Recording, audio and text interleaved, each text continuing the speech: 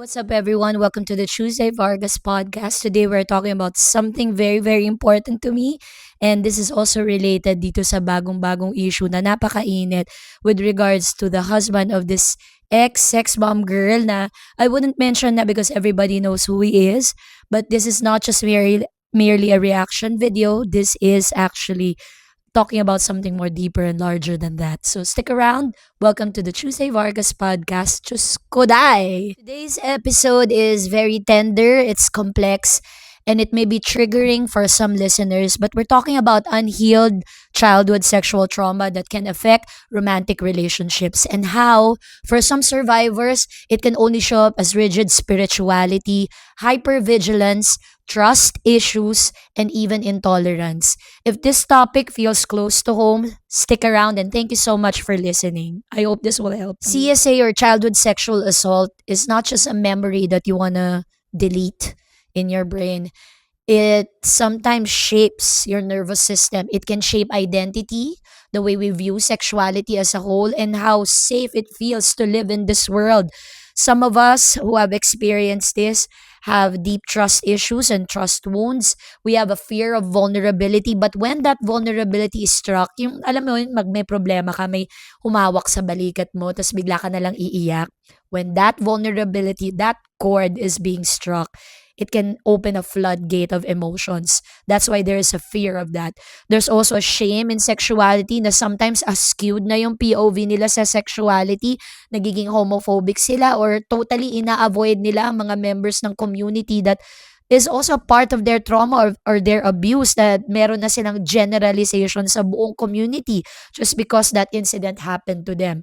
There's also hypervigilance that happens. So ano ba to? Yung since nasa survival mode ka parate, ang tingin mo sa lahat ng tao, sasamain ka, may gagawing hindi maganda.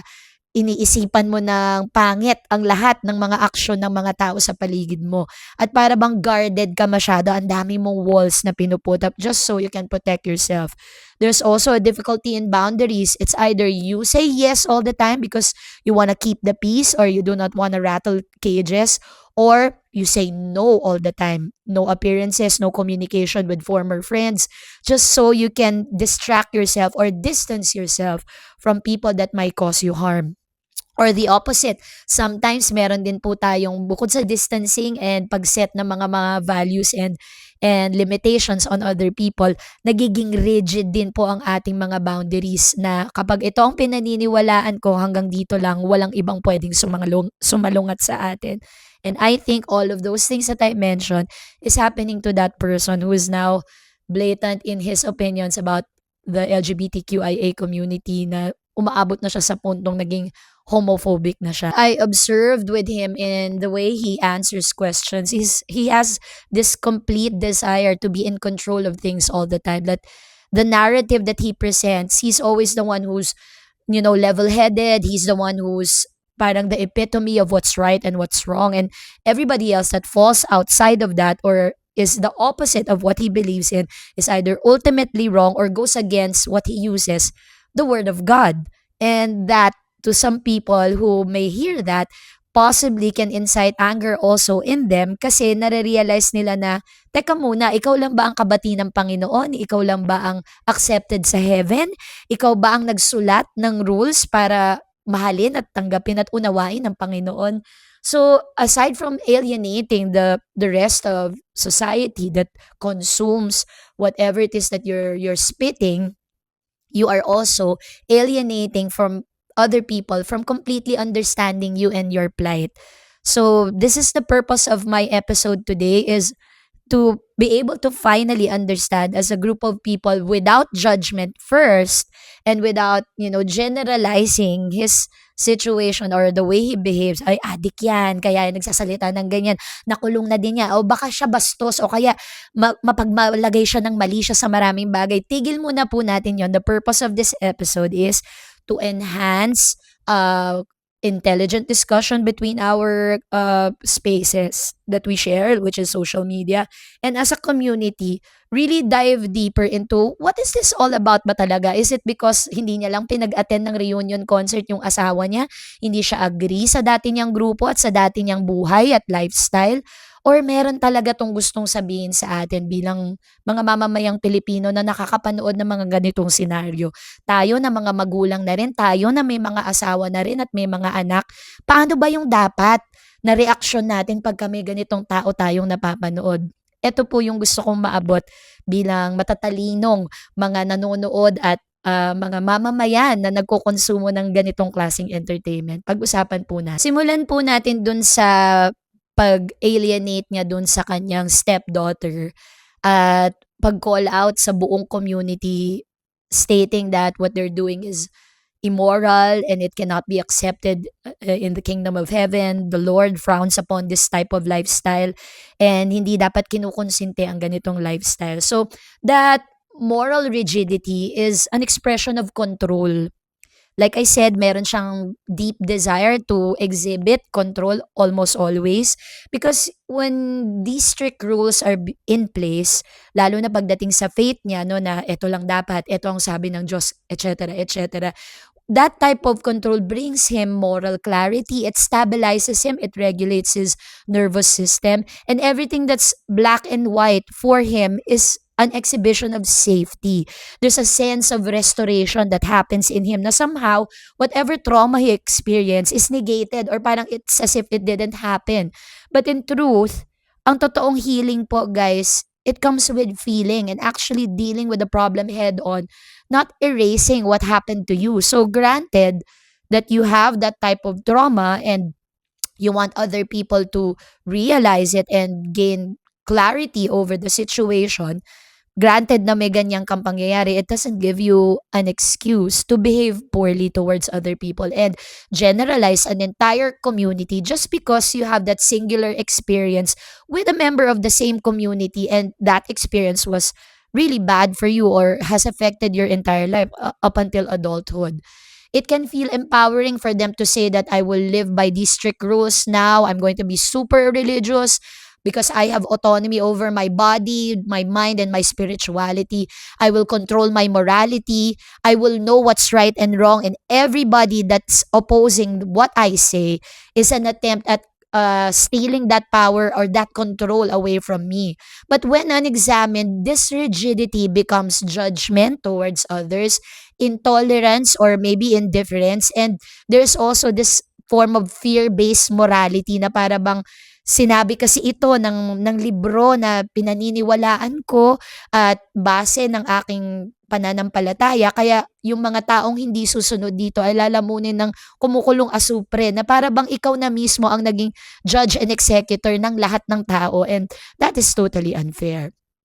This is where we must be careful and we must also be compassionate towards that person stating that trauma does not automatically cause prejudice. Hindi po yun ang sinasabi ko na porket ba na trauma ka, magiging judgmental ka na sa kapwa mo. Hindi po yun ganun ka-automatic. But unprocessed trauma and shame around sexuality can sometimes turn outward. For some survivors po, it can feel dangerous yung sexuality nila. And he is also admittedly saying to other people that he has had relationship with trans women before and that he had experiences with the LGBTQIA community towards his own gain, either for career or financial. And that alone, saying yes to all those experiences, is actually a form of coping then in his part. So if he feels safe doing that or that is his trauma response, that only means that he hasn't felt the full extent of his healing and that his being unhealed is affecting the lives of the people that he loves, namely his stepchildren, his wife, his other children. Perhaps we don't even know the whole story, but more importantly, himself. The way he presents on social media right now, he looks unhinged. Lalo na pagka kinakat at ini-splice pa ito ng mga content creator at nilalagyan pa ng mga meme na nagmumukha talaga siyang deranged. So, a way to distance oneself from all of that is, try to set the control aspect of this kind of compulsion into something more geared towards yung aspect of healing. Probably it's not the right time or the appropriate time for him to come out and do all of these interviews because like I said, he's still unhealed. And if you are unhealed, you will bleed all over the people that you love in the process of, presenting yourself that way kasi you are not in the position to be talking about sensitive topics like this if most especially you yourself haven't processed it well. The people who also experience this type of assault at a very young age feel like they're always unprotected or unsafe. Aside from they struggle to trust, they struggle to surrender, they struggle to admit their wrongdoings or take accountability of the things that they say or they do, and they may cling to systems that promise certainty, namely religion. Love, when you say you love a person, you want to understand the person, that doesn't only uh, cover romantic love. It also covers familial love or love for the people who are members of your family. Love requires a certain type of vulnerability that cannot be achieved if someone is self-righteous or nagmamaganda parate na nagpipinerfect na bilang tao. At kadalasan, ang tendency ng nakaraan na trauma mo ay ilagay ka sa posisyon na hindi ka pwedeng magkamali. Natatanim ito sa utak mo because the moment you show vulnerability or being weak, you are going to be attacked. So yan po yung nabubuo na mentalidad ng mga taong naabuso nung sila po ay mas bata. So healing also does not mean becoming soft. I didn't mean to say that. Wala naman po akong sinabing kailangan tanggapin lang po natin lahat ng pang-abuso na nangyari sa atin. So if meron pong ganun na post-traumatic stress induced by all of those things that happened, the bad things that happen in their lives, learning to regulate your nervous system should be your primary goal, and you should not dump all of your problems and your trauma responses on the public who is watching you as celebrities and public figures. You also have to separate yourself from danger and present yourself in a way that you say to other people who are going to be instruments of such types of abuse that in the present day, looking at me now, the healed version of me, this will not come to pass. Hindi ako papayag. And there are certain avenues I can take so that this will not prosper. Legal, you can report to the police, diba? You can go to professionals for your mental health so that you can finally get over this or, build healthy ways to cope with it on your daily life and dealings. And understanding your triggers instead of obeying them and creating rigid beliefs around them are healthier ways to address your situation rather than being all knowing and taking the moral high ground all the time. Taking responsibility for how your trauma impacts others should be your top priority right now, sir, if you're listening to this, and that can only be achieved through either psychotherapy, medication, or a combination of both, since I can clearly tell that you are experiencing serious mental health issues. Spirituality in itself, sir, is not the problem. Okay po sa akin na matindi po ang inyong pananampalataya. In fact, I commend it because some fathers right now, they just leave the spirituality aspect of the family sa mga nanay. But I admire fathers who are centering their family in their relationship with God and how the family should handle their spiritual lives at ang tatay ang nagli-lead. I admire you for doing that. But your spirituality is not the problem po.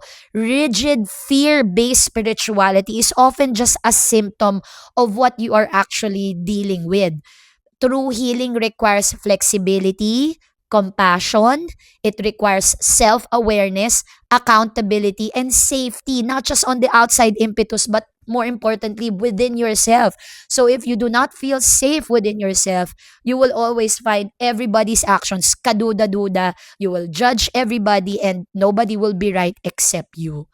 If you are someone who has experienced sexual trauma, just like the person that we are talking about, I want to tell you that your coping strategy or the way you dealt with what happened to you, your mechanisms, are the ones that kept you alive. But those survival strategies, the ones that made you push through all of those obstacles as you were growing up, are not always healing identities that you need to stand by as a grown responsible adult. Survival strategies that you've created for yourself does not necessarily apply in the modern world.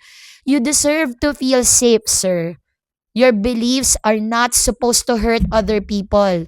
And just because you were in pain when you were younger because of this trauma does not give you a pass in treating other people unkindly. Yes, you deserve your beliefs. You are grounded in your peace and not in fear. I truly understand that. You deserve relationships built on trust, not distrust. Pagkatiwalaan mo ang iyong misis na she has agency over her life, how she will conduct herself, that trust should be centered not just the love for God, no, in your relationship as well. Because you have loved this woman, you met her, this was her job and her identity. And I think out of respect and out of kindness also to your wife, you should give her that trust that she needs right now to be able to conduct her adult life with her peers and her colleagues in a manner that you will not obstruct her growth and her own identity as a woman and as a mother of your children. If you are in a relationship naman with someone like the person we are talking about who carries such trauma, I believe that compassion is very, very important. And also to the viewers and listeners who are absorbing the content that I'm creating right now, he is crying on social media and exhibiting vulnerability. So we should not laugh at that or create stitches that would further bury him in his journey right now. I believe this is a cry for help, and I think he is somebody who hasn't spoken to a person that will open his eyes to another avenue to better himself. So we need to set boundaries when it comes to people like him, na not to let him affect the way we view the world, the way we handle our reactions, lalo na inis po tayo sa isang napapanood po natin. Yes, we are human. We can exhibit anger, we can exhibit distrust, hate, disgust. Lahat po yan are valid emotions. But we are also fostering a community of cancel culture, which is also not healthy. We become the very thing that we hate. And as Filipinos, if we really want a society that's discerning, mas may pag-unawa sa bawat isa. Kasi pag kayo din naman ay dumating sa ganyang bahagi ng buhay nyo, ay hihingiin niyo rin po ang pag-unawa at ang pag-intindi ng mga tao. So kuya, if you're watching this, I'm not gonna name names but you know who you are. This is Tuesday Vargas. And I understand what you're going through. I am also with a family that's very, very worried about how I handle things since I'm in a fragile state mentally as well when it comes to the reaction of people towards my posts and my content. So I will advise that you take caution when you post anything and not read comments as much and focus on your own healing for the meantime. Pausing sometimes, helps us by pulling away. It helps us get a bigger picture of the things that we're supposed to be handling, and we can set our priorities and putting what's important in the forefront rather than shelving all our problems at the back burner and dealing with it later. If this episode resonated with you guys and you felt that I said something that struck a chord with you, please share this with someone who might need it. And if you are someone who has experience with childhood sexual trauma, I will link in the description box all the helplines that you can call if you need somebody to talk to. And please do not keep it to yourself. If you have an advocate or somebody that you trust, talk to that person and seek out the necessary help you may need. I am a mother, a woman who is empathizing with this family. I'm not against anybody. I'm here for better clarity for everyone. I am not siding with him or any other party. I am just saying that all of us here have problems in any shape or form that we want to present them. And it's just the only Christian way to handle it, with kindness always, because you may never know what other people are going through up until you touch base with them and learn their whole story. So again, this is just a quick reaction podcast. I apologize if I haven't been active the past few weeks. I was just dealing with a very serious family issue also myself, and I want to prioritize that before the podcast. But rest assured that I will be doing this again on a weekly basis. It's just that I can't let this topic pass me by without saying my piece on it. But again, thank you very much. If you haven't subscribed yet, please do so. Click that like button. Share this with somebody you love or somebody that you may think that will be of use, make use of this or will benefit from this. I am saying to you, if you are in a similar boat with the person in question, the one that we're talking about, and if you're in your healing journey, you are not broken. You adapted. And now you get to choose differently. You get to choose understanding and kindness rather than hate and judgment. That's it. Si Tuesday Vargas po ulit ito. Diyos ko, day! Ang dami na naman nating problema. Pero mabuti at nandyan kayo at nakikishare ng mga ilang minuto ninyo kasama ako. Hanggang sa susunod na episode, mabuhay kayong lahat. Be kind to one another. Bye!